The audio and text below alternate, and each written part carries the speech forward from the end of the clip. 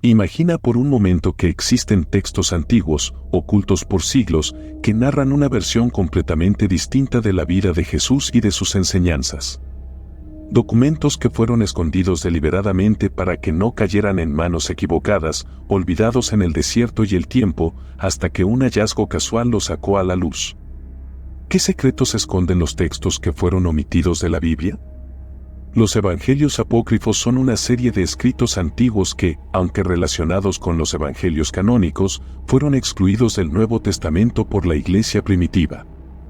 El término apócrifo proviene del griego, que significa oculto o secreto, lo que ya nos da una pista del por qué estos textos fueron marginados. Textos ocultos, olvidados y deliberadamente apartados de la doctrina oficial, que hoy nos revelan una faceta más misteriosa y, en muchos casos, perturbadora del cristianismo primitivo. Durante los primeros siglos del cristianismo, había una gran cantidad de evangelios circulando entre las diferentes comunidades cristianas. Sin embargo, solo 4 fueron finalmente incluidos en el Nuevo Testamento: Mateo, Marcos, Lucas y Juan. Los demás fueron considerados heréticos o inapropiados por diversas razones, ya sea porque presentaban ideas demasiado radicales, visiones alternativas de la figura de Jesús, o porque simplemente no coincidían con la doctrina que la Iglesia estaba tratando de establecer en ese momento. Los autores de estos textos, perseguidos por sus creencias, escondieron estos manuscritos en lugares remotos, quizás con la esperanza de que fueran redescubiertos en tiempos futuros. Pero no fue hasta mediados del siglo XX, casi 2000 años después de haber sido ocultados, que estos evangelios apócrifos volvieron a ver la luz. Número 1. Evangelio de Tomás. Descubierto en 1945 cerca de Nag Hammadi, en Egipto, este evangelio es una recopilación de 114 dichos atribuidos a Jesús. A diferencia de los evangelios canónicos, el Evangelio de Tomás no narra la vida, muerte o resurrección de Jesús, sino que se enfoca exclusivamente en sus enseñanzas. La teología del Evangelio de Tomás es profundamente gnóstica. En el gnosticismo, se considera que el mundo material es una creación imperfecta y que el conocimiento es la clave para alcanzar la salvación. El Evangelio de Tomás se distingue por su formato de colecciones de dichos, sin narrativa o contexto adicional. Uno de los supuestos dichos más controvertidos es cuando Jesús afirma que el reino se encuentra en cada uno de nosotros. Jesús dijo: si aquellos que os guían os dicen, miren, el reino está en el cielo, entonces las aves del cielo os precederán. Si os dicen, está en el mar, entonces los peces os precederán. Más bien, el reino está dentro de vosotros y está fuera de vosotros. Este dicho destaca la visión gnóstica de que la verdad y la realización espiritual no se encuentran en lugares lejanos o físicos, sino dentro del ser humano mismo. Contrasta con la visión del reino de Dios como un lugar físico o un evento futuro que aparece en otros evangelios. El Evangelio de Tomás se centra en el concepto de la gnosis, o conocimiento esotérico, como la clave para la salvación.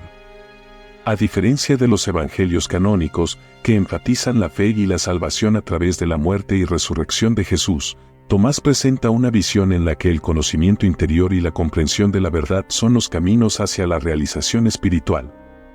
La enseñanza de Jesús en el Evangelio de Tomás no es simplemente sobre obediencia o fe, sino sobre el despertar espiritual y la comprensión personal de la realidad. En este Evangelio, Jesús es retratado más como un maestro de sabiduría que como el Salvador divino que se sacrifica por la humanidad, una imagen que contrasta fuertemente con los evangelios canónicos. Aquí, Jesús no está preocupado por la salvación a través de su muerte y resurrección, sino por la transformación interna a través del conocimiento. Número 2. Evangelio de María Magdalena. El Evangelio de María fue descubierto en el siglo XIX, pero fragmentos adicionales fueron hallados posteriormente, dándonos una visión incompleta pero fascinante de este texto. En este Evangelio, María Magdalena no es solo una discípula más de Jesús, ella es retratada como la persona más cercana a él y como alguien que recibió revelaciones secretas que no fueron dadas a los otros discípulos. Esto genera un fuerte contraste con la imagen tradicional de los evangelios canónicos, donde los apóstoles masculinos, como Pedro y Juan, son los principales receptores de las enseñanzas de Jesús. Lo más polémico del Evangelio de María es que presenta a María Magdalena como una líder espiritual y una transmisora de conocimiento. En el texto, los discípulos masculinos, especialmente Pedro, se muestran escépticos de la autoridad de María, preguntando por qué Jesús revelaría cosas a una mujer y no a ellos. María responde que Jesús le enseñó cosas que no a todos quiso decir. Esta rivalidad entre María y los discípulos masculinos refleja una tensión en los primeros tiempos del cristianismo sobre el papel de las mujeres en la comunidad. En los evangelios canónicos, María Magdalena es la primera en presenciar la resurrección de Jesús, pero en el Evangelio de María, su papel va mucho más allá. Se le presenta como la única que entiende completamente las enseñanzas de Jesús. Un pasaje clave dice, donde esté la mente, allí está el tesoro, lo que sugiere que el camino hacia la salvación está en el interior de cada individuo, a través de la comprensión profunda y espiritual de uno mismo, más que en ritos externos o doctrinas establecidas. Número 3. Evangelio de Judas. Este evangelio, descubierto en el desierto de Egipto en la década de 1970 y publicado oficialmente en 2006, ofrece una narrativa completamente diferente sobre uno de los personajes más infames de la historia, Judas Iscariote, el apóstol que traicionó a Jesús. El Evangelio de Judas desafía la imagen universalmente condenada de Judas como el traidor definitivo. En lugar de retratarlo como alguien movido por la codicia o la maldad, el texto lo presenta como el discípulo más cercano a Jesús, alguien que lo entendía mejor que los otros apóstoles. De hecho, según este Evangelio, Judas no traiciona a Jesús, sino que sigue sus órdenes. Jesús le pide a Judas que lo entregue a las autoridades para cumplir con su destino divino. Es decir, en esta versión de la historia, la traición de Judas no es un acto de traición en absoluto, sino un sacrificio necesario. Una frase clave del Evangelio es cuando Jesús le dice a Judas, «Tú superarás a todos ellos, porque sacrificarás al hombre que me reviste». Este dicho enigmático sugiere que Judas, al entregar a Jesús, no está causando su muerte, sino ayudando a liberar su verdadera naturaleza divina. Este giro radical en la narrativa ha llevado a muchos a reconsiderar el papel de Judas en la historia del cristianismo. El Evangelio también describe a los otros apóstoles como malinterpretando las enseñanzas de Jesús y adorando a un Dios inferior, conocido como el Demiurgo, que es responsable de la creación del mundo material. Esta crítica a la jerarquía apostólica y a la adoración de un Dios menor es una de las razones por las cuales este evangelio fue rápidamente condenado como herético por la iglesia primitiva. El hecho de que Judas, el traidor por excelencia, sea presentado como el héroe del evangelio y como el más cercano a Jesús también era una amenaza directa a las enseñanzas oficiales, lo que explica por qué este texto fue considerado herético y suprimido. Número 4. Protoevangelio de Santiago. Uno de los evangelios apócrifos más antiguos y que ha tenido una profunda influencia en la tradición cristiana, especialmente en las enseñanzas sobre la Virgen María. Este evangelio no se centra en Jesús directamente, sino en la infancia de su madre, María, y en los eventos sobrenaturales que rodearon su nacimiento y vida temprana. El protoevangelio de Santiago es uno de los textos clave que desarrollan la creencia en la virginidad perpetua de María, una doctrina que sostiene que María permaneció virgen antes, durante y después del nacimiento de Jesús. El texto narra en detalle cómo los padres de María, Joaquín y Ana, fueron bendecidos milagrosamente con el nacimiento de su hija, después de años de no poder concebir.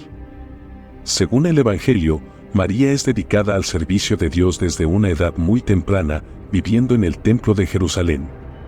Uno de los momentos más polémicos del texto ocurre cuando María, siendo una niña, es encomendada a José, un hombre mayor, para proteger su pureza. A diferencia de los evangelios canónicos, aquí se recalca que José no es el esposo tradicional de María, sino más bien su guardián. Esta narrativa introduce la idea de que el matrimonio entre José y María nunca incluyó relaciones sexuales, reforzando así la doctrina de la virginidad perpetua, algo que ha sido un tema de debate durante siglos dentro y fuera de la Iglesia. Otra parte clave del protoevangelio de Santiago es la descripción del nacimiento de Jesús, que añade elementos sobrenaturales que no están presentes en los evangelios canónicos. Por ejemplo, el texto relata que cuando José y María llegan a Belén, María da a luz en una cueva, no en un establo. Uno de los pasajes más impactantes describe cómo una comadrona llamada Salomé duda de la virginidad de María y pide verificarlo después del parto. Cuando intenta hacerlo, su mano queda paralizada, pero es sanada después de tocar al niño Jesús, lo que se interpreta como un signo de la naturaleza divina del nacimiento. Aunque no forma parte del Nuevo Testamento, el protoevangelio de Santiago ha dejado una huella duradera en el cristianismo, especialmente en la Iglesia católica y ortodoxa. Muchas de las imágenes populares de María, como su vida sin pecado y su papel especial en la historia de la salvación, provienen de este texto. De hecho, algunas festividades marianas, como la Inmaculada Concepción, tienen sus raíces en las ideas desarrolladas en este evangelio. Número 5. Evangelio de Felipe. A diferencia de los evangelios canónicos, el Evangelio de Felipe no narra la vida de Jesús, sino que se centra en enseñanzas y reflexiones que exploran los aspectos ocultos de la fe cristiana. Entre los temas más destacados del Evangelio de Felipe se encuentran: relación con María Magdalena. En el texto, María Magdalena es presentada como una figura de gran importancia, descrita como la compañera de Jesús. Se menciona que Jesús la besó repetidamente en la boca, un acto que, aunque puede parecer erótico a primera vista, se interpreta dentro del contexto gnóstico como una expresión de su amor y de la profundización de su conocimiento espiritual. El texto también introduce el concepto de la cámara nupcial como un sacramento o misterio que culmina otros rituales como el bautismo, la unción, la Eucaristía y la redención.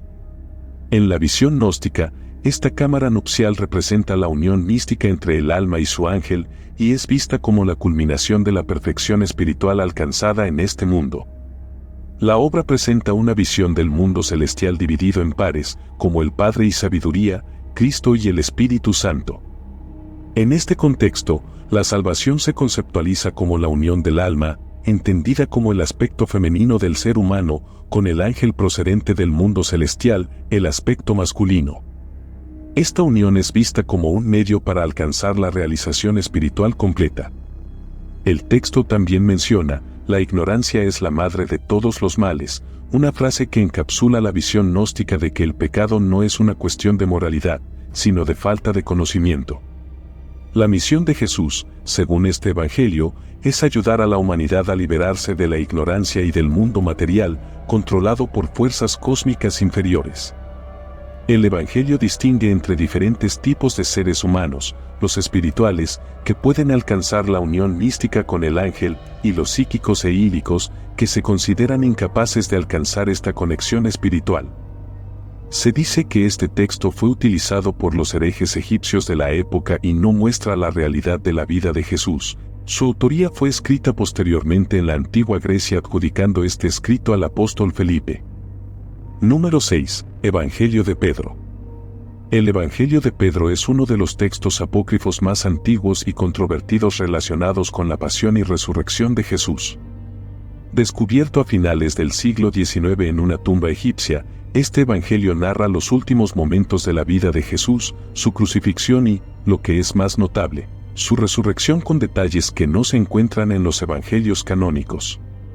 Uno de los puntos más polémicos es su descripción de la crucifixión, que parece sugerir que Jesús no sufrió como un ser humano ordinario. El texto presenta a Jesús como una figura divina cuyo sufrimiento es aparente, pero no real. En un pasaje clave, Jesús dice en la cruz: mi poder, me has abandonado, lo que indica que su poder divino lo había dejado antes de morir, en contraste con la frase registrada en los Evangelios canónicos: Dios mío, ¿por qué me has abandonado? Uno de los aspectos más impactantes del Evangelio de Pedro es la descripción de la resurrección de Jesús, que es muy diferente a la que encontramos en los Evangelios del Nuevo Testamento. En lugar de un relato más reservado donde las mujeres encuentran la tumba vacía y un ángel les informa de la resurrección, este Evangelio ofrece una narración mucho más visual y espectacular. En el texto, se describe que dos ángeles descienden del cielo en medio de una luz brillante, entran en la tumba y salen con Jesús, quien es representado de forma gigantesca, con la cabeza alcanzando el cielo. Además, detrás de ellos, sale de la tumba una cruz parlante. Este evento, que ocurre ante los guardias romanos y los líderes judíos, añade una dimensión cósmica y casi sobrenatural al relato de la resurrección, en lugar de la intimidad y sutileza que caracteriza los evangelios canónicos. El Evangelio de Pedro también genera controversia por cómo distribuye la culpa de la muerte de Jesús. En los evangelios canónicos se hace referencia tanto a los líderes judíos como a las autoridades romanas. Sin embargo, en el Evangelio de Pedro, Pilato parece estar exonerado en gran medida, mientras que los líderes judíos, especialmente Herodes, son retratados como los principales responsables de la crucifixión. A pesar de su antigüedad, el Evangelio de Pedro fue excluido del canon oficial del Nuevo Testamento por varias razones. En primer lugar, sus descripciones exageradas y simbólicas de la resurrección, así como su enfoque en la separación entre lo divino y lo humano en Jesús, lo alejaban demasiado de la doctrina ortodoxa. El cristianismo oficial sostenía que Jesús había sufrido de manera real y plena en su humanidad y que su resurrección era física, no solo un evento cósmico. Número 7. Evangelio de los Hebreos. El Evangelio de los Hebreos es uno de los evangelios apócrifos más misteriosos y menos conocidos. Aunque no ha sobrevivido completo, se cree que fue ampliamente utilizado por algunas comunidades judeocristianas en los primeros siglos del cristianismo. Este evangelio es particularmente intrigante porque refleja una mezcla única de judaísmo y cristianismo, ofreciendo una perspectiva diferente sobre la vida y enseñanzas de Jesús, distinta de la que encontramos en los evangelios canónicos. El Evangelio de los Hebreos es controversial por varias razones, pero una de las más notables es su tratamiento de ciertos eventos clave en la vida de Jesús, especialmente su resurrección. En lugar de los relatos tradicionales en los que Jesús se aparece a varias personas tras su resurrección, este Evangelio ofrece un pasaje único en el que Jesús resucitado se aparece primero a su hermano, Santiago el Justo, y no a sus discípulos o a las mujeres que fueron al sepulcro. En este Evangelio, se relata que Jesús le dice a Santiago: «Ve, hermano mío, come tu pan, porque el Hijo del Hombre ha resucitado de entre los muertos». Esta aparición especial a Santiago refuerza la importancia de su figura dentro de la comunidad judeocristiana, donde Santiago era visto como el verdadero líder de la iglesia tras la muerte de Jesús, en lugar de Pedro o los otros apóstoles. A diferencia de los evangelios canónicos, que a menudo subrayan la universalidad del mensaje de Jesús, este texto refleja un Jesús mucho más vinculado a su herencia judía. Se enfoca más en las enseñanzas morales y la interpretación de la ley judía, lo que sugiere que este evangelio fue escrito para una audiencia cristiana que aún se consideraba parte de la tradición judía. Este evangelio plantea una pregunta fascinante: ¿qué hubiera sucedido si el cristianismo hubiera mantenido un lazo más cercano con sus raíces judías, tal como lo refleja este texto? ¿Qué crees tú? Escríbelo en los comentarios. Número 8. Evangelio de los egipcios. Aunque su nombre puede sugerir una conexión directa con la tradición egipcia, en realidad, el texto refleja las creencias y enseñanzas del gnosticismo cristiano primitivo. El Evangelio de los egipcios es controversial por su mezcla de elementos del cristianismo primitivo con influencias de la tradición religiosa egipcia. Uno de los aspectos más intrigantes de este evangelio es su representación de la santidad femenina y cómo se relaciona con el rol de María Magdalena y el concepto de la sabiduría divina. En uno de los pasajes fragmentarios del texto, Jesús habla a sus discípulos sobre el carácter de la mujer y su importancia en el contexto espiritual, diciendo: «No te preocupes, no solo yo he venido, sino que he venido para revelar el misterio de la mujer y la sabiduría». Este énfasis en la sabiduría femenina puede estar relacionado con la figura de Sofía en la tradición gnóstica, que es vista como una manifestación de la sabiduría divina. En el contexto egipcio, también puede haber influencias de diosas como Isis, que eran asociadas con el conocimiento y la magia. Uno de los temas más interesantes del Evangelio de los egipcios es su tratamiento de María Magdalena. A menudo se la presenta en un papel destacado, a veces incluso en una posición de autoridad o liderazgo dentro de la comunidad cristiana. Este énfasis en María Magdalena y la sabiduría femenina subraya la importancia de las figuras femeninas en el contexto espiritual y revela una dimensión del cristianismo primitivo que fue en gran medida suprimida en los Textos canónicos posteriores. En un pasaje que ha sido ampliamente discutido, se sugiere que María Magdalena tiene un conocimiento especial que le permite entender las enseñanzas de Jesús de una manera que los otros discípulos no comprenden. Esto refuerza la idea de que en algunos sectores del cristianismo primitivo, María Magdalena era vista como una figura clave en la transmisión del conocimiento espiritual y la enseñanza de los secretos más profundos de la fe. La Iglesia primitiva buscaba establecer una doctrina coherente y rechazar influencias que consideraban heréticas o que podrían diluir el mensaje cristiano. La mezcla de elementos egipcios y el énfasis en la sabiduría femenina y la ascensión espiritual estaban en desacuerdo con la visión ortodoxa del cristianismo, que priorizaba la fe y la salvación a través de la figura de Jesús crucificado y resucitado. Número 9. Evangelio de Bartolomé. Este evangelio se destaca por sus afirmaciones sobre el destino de los apóstoles y su representación de los eventos posteriores a la crucifixión de Jesús. En un pasaje significativo, Bartolomé dice: Jesús me mostró el secreto del reino de los cielos y me enseñó los misterios que fueron revelados a través de sus palabras. Esta afirmación de revelaciones secretas es un rasgo común en los textos gnósticos y apócrifos, que a menudo presentan conocimientos ocultos o esotéricos que se consideran más profundos que los enseñados en los evangelios canónicos. Uno de los aspectos más llamativos del Evangelio de Bartolomé es su relato de la crucifixión de Jesús. A diferencia de los evangelios canónicos, que presentan la crucifixión como un evento central y doloroso, el Evangelio de Bartolomé ofrece una visión diferente. Según el texto, la crucifixión de Jesús fue en parte un engaño o una ilusión. Se dice que Bartolomé tuvo visiones y revelaciones sobre la verdadera naturaleza de la salvación y el destino de las almas después de la muerte. En el texto, se relata que los apóstoles enfrentaron pruebas y desafíos que no se encuentran en los evangelios canónicos. Por ejemplo, se menciona que algunos de ellos fueron perseguidos y finalmente martirizados de maneras que no están documentadas en otros textos. El énfasis del Evangelio de Bartolomé en el conocimiento oculto y las visiones personales era visto como incompatible con la enseñanza oficial de la Iglesia, que se centraba en la revelación pública y la fe en el sacrificio de Cristo. Además, la representación de la crucifixión como una ilusión o engaño era incompatible con la doctrina central del cristianismo ortodoxo, que sostenía que el sufrimiento y la muerte de Jesús eran reales y fundamentales para la redención de la humanidad. Número 10. Evangelio de los niños. Es un texto apócrifo que ofrece una visión fascinante sobre los primeros años de Jesús, un periodo que no está ampliamente documentado en los evangelios del Nuevo Testamento.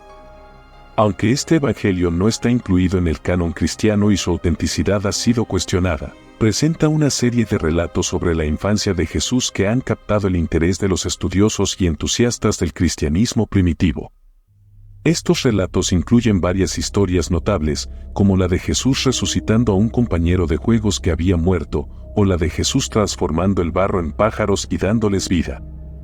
Estas historias destacan un Jesús prodigioso desde una edad temprana, mostrando habilidades sobrenaturales y una sabiduría fuera de lo común.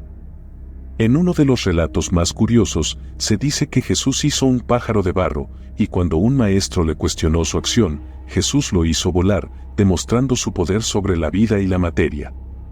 Esta historia subraya la idea de que incluso en su infancia, Jesús ya poseía un conocimiento divino y una capacidad para realizar milagros. La inclusión de estos relatos en el Evangelio de los niños refleja una preocupación por la infancia y el desarrollo espiritual de Jesús que era importante para algunas comunidades cristianas tempranas. Estos relatos podrían haber servido para enfatizar la divinidad de Jesús desde una edad temprana y establecer una conexión con las tradiciones de otras culturas que también contaban historias de figuras divinas con poderes sobrenaturales desde su infancia. Estos evangelios apócrifos, a menudo excluidos del canon oficial, nos invitan a reflexionar sobre la diversidad de creencias y prácticas en el cristianismo primitivo. Cada uno de estos textos ofrece una ventana a las complejas y a veces conflictivas interpretaciones de la figura de Jesús y su mensaje. Sin embargo, estos no son los únicos evangelios apócrifos existentes. Hay uno en particular que muestra una historia muy antigua, que data de los tiempos antes de Noé, en donde la tierra era vigilada por ángeles que eran el puente entre la tierra y Dios, Sin embargo, estos ángeles cayeron a la tierra por amor a las mujeres, donde se contaminaron trayendo caos, pecado y destrucción. Te invitamos ahora a ver nuestro video sobre el libro de Enoc, la historia de los ángeles vigilantes.